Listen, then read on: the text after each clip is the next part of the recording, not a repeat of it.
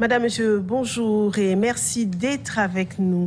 Le président de la République du Congo, Félix-Antoine Tshisekedi, s'est exprimé au sommet du traité sur la coopération amazonienne pour présenter les atouts de forêt du bassin du Congo. La RDC joue un rôle clé dans la lutte contre le changement climatique en ce qu'elle représente, tout comme l'Amazonie, l'un des pays solutions face aux enjeux climatiques. Nous y reviendrons.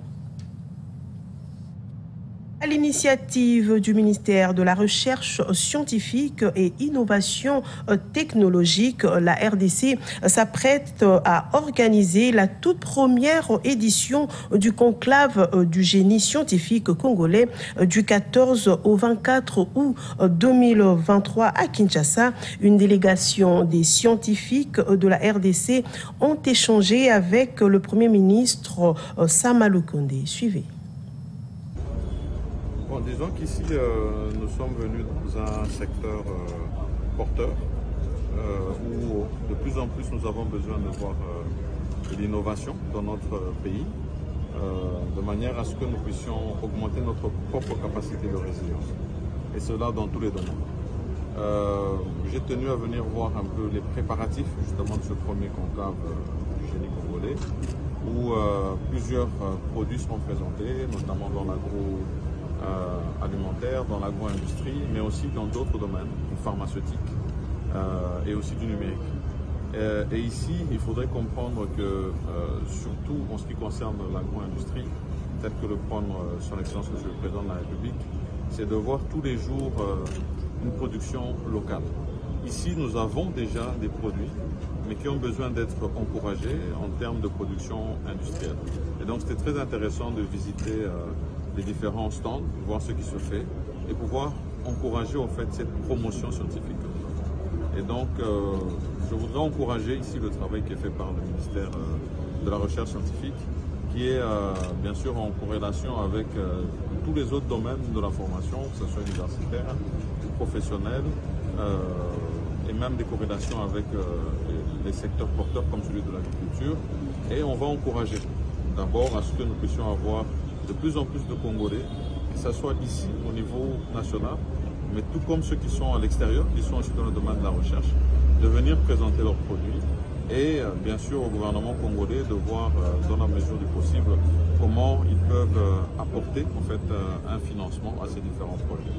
L'objectif aussi c'est d'avoir une vitrine qui peut permettre à ce qu'il y ait des partenaires qui peuvent voir ce qui se fait ici en République démocratique du Congo et venir encourager des projets à partir du moment où ils seront prouvés économiquement rentables.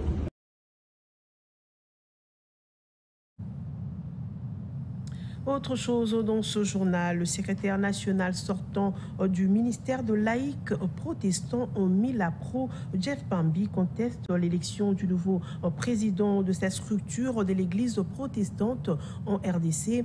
Allons croire, cette élection a été caractérisée par la corruption.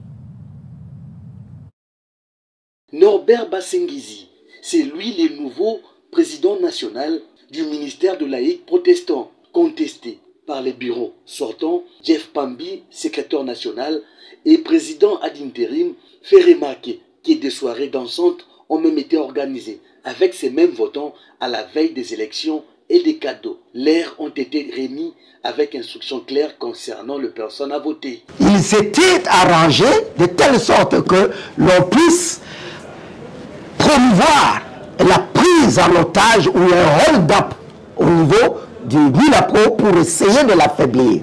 Et du fait que le Milapro est monté au créneau, a pris ses responsabilités vis-à-vis de la nation, alors il a fallu que l'on puisse couper cet élan. Et cet élan a été, ce plan macabre, comme je l'ai dit, a été matérialisé avec l'apport des politiques. Et je dis bien des politiques.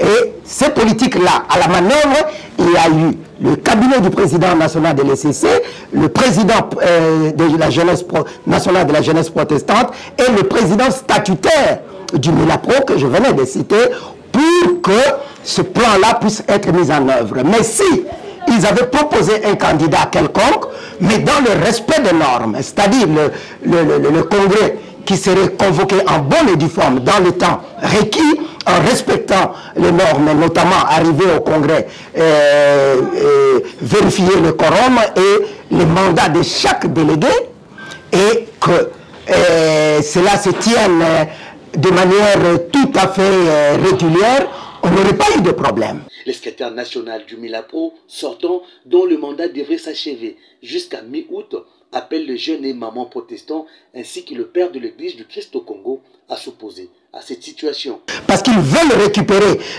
l'église du Christ au Congo à leur solde et la manipuler comme ils le voudront, et c'est ce qui malheureusement est décrié aujourd'hui. J'en appellerai à tous les délégués à l'église du Christ au Congo aujourd'hui. Non, je commencerai par nos pères de l'église de garder leur sérénité.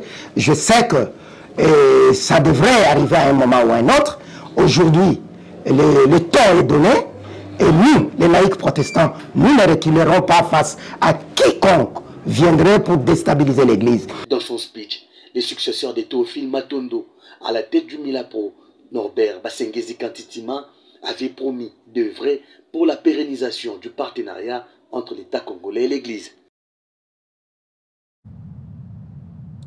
Parlons justice à présent. Le procureur général près la Cour de cassation, Firmin Mvonde Mambou, a présidé le mardi dernier dans son cabinet de travail à Kinshasa une réunion technique de prise de contact avec la délégation des officiers de police judiciaire.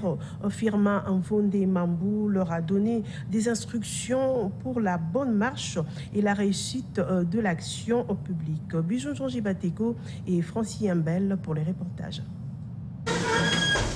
Conformément à la loi organique de la police nationale congolaise, les officiers et agents de police judiciaire ont qualité d'auxiliaires de parquet.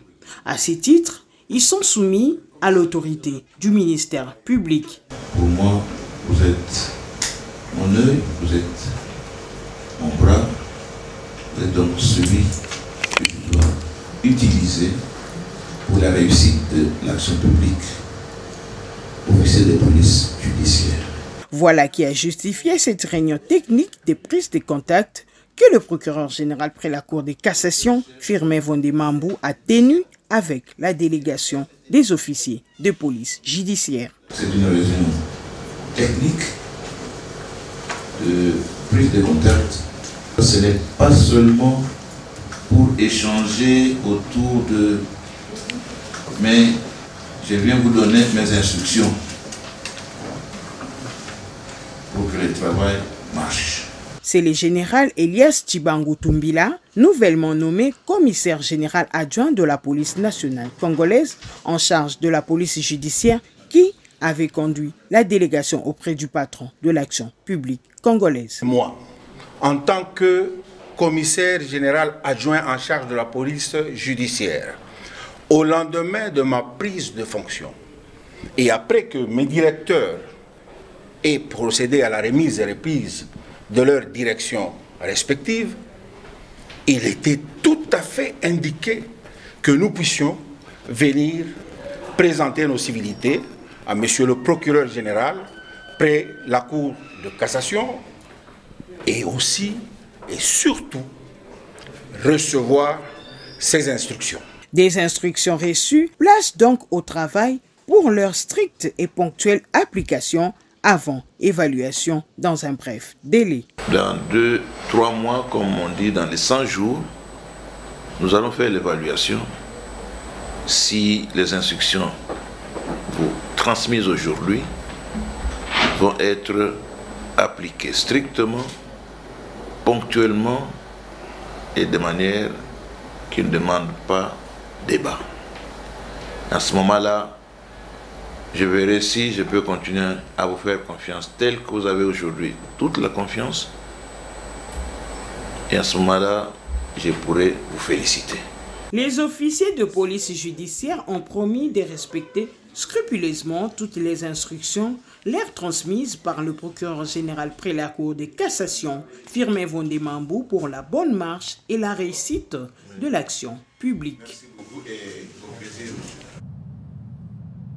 Et en province, à quelques jours de la rentrée scolaire édition 2023-2024, le prophète du Nord Kivu 2, Salomon Chalomo Tchambali, rassure l'effectivité de rentrée de classe pour le 4 septembre prochain. Ce responsable du ministère de l'EPST dit ne pas être au courant d'une quelconque grève initiée par le syndicat des enseignants. Suivez. On va commencer avec le début de l'année 2023-2024. Rien n'empêche à ce que la rentrée scolaire soit effective parce que l'évaluation que nous sommes en train de faire au niveau de la province, ce sont des évaluations qui ont eu lieu au niveau des établissements, c'est qu'au niveau des écoles, des établissements que nous avons eu à faire avec les comités sous-provinciaux. Maintenant, ces évaluations au niveau de la province. Il y a des syndicalistes dans les écoles, il y en a au niveau local, au niveau du comité sous-provincial, il y en a à ce niveau. En parcourant les documents, je n'ai pas vu un syndicaliste dire qu'il n'y aura pas rentrée, ou un enseignant dire qu'il n'y aura pas rentrée effective, parce que c'est dans ces documents-là où on doit constater les problèmes des enseignants, les problèmes des élèves, les problèmes liés à la bonne gouvernance, liés aussi à la qualité. Toujours en province, en sécurité à Butembo, au moins 4 taximans ont été tués par des bandits en l'espace de quelques semaines. La révélation a été faite le mercredi dernier par les réseaux de taximens au Congo. C'était au lendemain de l'assassinat d'un conducteur de moto-taxi en commune de Boulenguera par de malfrats. Le point avec Diallo Kaindo. Enseignants, personnels de l'administration publique, conducteurs de mototaxis et autres ne sont pas épargnés par les sécurités ces derniers temps à ville de Butembo. Condamnant fermement cette situation, Jérôme Maloule Kassereka, porte-parole du réseau des taximens au Congo RETAC, signale qu'à l'espace de quelques semaines, 4 taximens ont été tués par des bandits. Si nous pouvons seulement évaluer la ville de Butembo et avec une seule association, déjà nous venons de perdre une affaire de 4 taximens qui sont tués par des bandits, bien sûr. Bon, nous avons les statistiques de 2 qui ont été tués pendant qu'ils quittaient la province de l'Ituri. Et voilà, et la fois dernière que nous avons retrouvé M. Kampal et Kevin de Jonas, qui a été retrouvé mort dans le château de son ami, pendant qu'on venait de faire une affaire de 5 jours à sa recherche. Et c'est pourquoi on se pose des questions. Si vous arrivez dans le territoire de Béni, si vous arrivez dans le territoire de Mbero, si vous essayez d'enquêter aussi dans d'autres associations voisines, vous allez constater qu'il y a vraiment un certain acharnement sur le taximan, alors que nous nous occupons seulement de transporter les personnes et leurs biens. Autre situation qui fait fâcher les RETAC est la succession de vols de motos par des personnes mal intentionnées. Jérôme Maloule indique que la plupart des fois, les voleurs recourent à la drogue pour accomplir leurs sales besognes. Aujourd'hui, au moins par semaine, les motos des taximens sont sujets de vol, sont sujets par exemple d'être endommagés, toujours par des personnes de mauvaise intention. Et aujourd'hui aussi, il y a une multiplicité de personnes qui nous convoitent et qui se promènent avec de drogue et ne manquent pas aussi à utiliser les astuces pour chercher rien que ravir le moto d'autrui. Face à cette situation, le réseau de taximens au Congo sollicite les services locaux de sécurité de jouer pleinement leur rôle en rétablissant urgemment la paix à travers cette région. Santé pour terminer, lancement officiel ce jeudi 10 août à Kisangani de la campagne de vaccination contre la polio par le ministre de la Santé publique, Hygiène et Prévention, Roger Kamba. Seuls les enfants de 0 à 59 mois sont visés. Voilà, fin de ce journal réalisé par Jonathan Molokantoni, Samira Mopongo, Amissi Chumba et coordonné par Bijou Njonji Bateko et Patrick Kangakutu. Merci à vous de l'avoir suivi. Restez sur la télé démocratique. Au revoir.